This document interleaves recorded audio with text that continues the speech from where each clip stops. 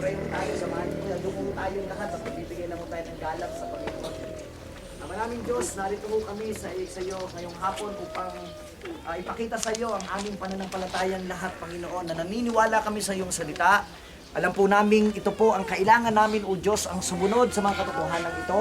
Kaya po, narito kami kasama ng mga magulang na nagpasya na iandog ang kanilang anak sa iyo at ang mga ninong at ninang at kaming lahat, Panginoon, na nag-witness, Panginoon, sa araw na ito. Gusto namin sabihin sa iyo, Diyos, kailangan namin ang blessing mo, Panginoon, sa buhay ni Joshua, O Diyos, mula sa araw na ito. Kaya nga po, Panginoon, dalangin ko, ingatan mo po si Joshua hanggang sa kanyang paglaki. Higit sa lahat, yung pananampalataya ng kanyang mga magulang ay maipasa sa kanya, Panginoon, na pinakamahalaga sa aming lahat.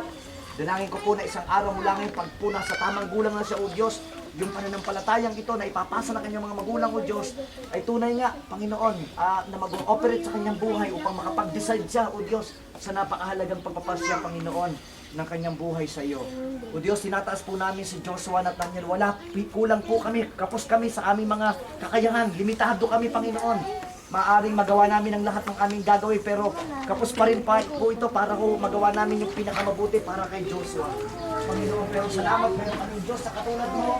Higit na nagmamalasakit sa amin, concern sa aming mga buhay, Panginoon.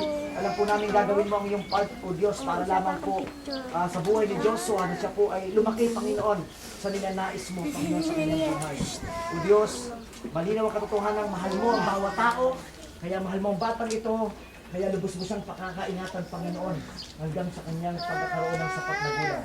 Narito kami, tinataas po namin sa iyo si Joshua, at umaasa po kami, Panginoon, na ang iyong kamay iuunat mo sa kanyang ulo, Panginoon, para igawad po ang isang pagpapala, Panginoon, na sa iyo lamang magagaling, O Diyos.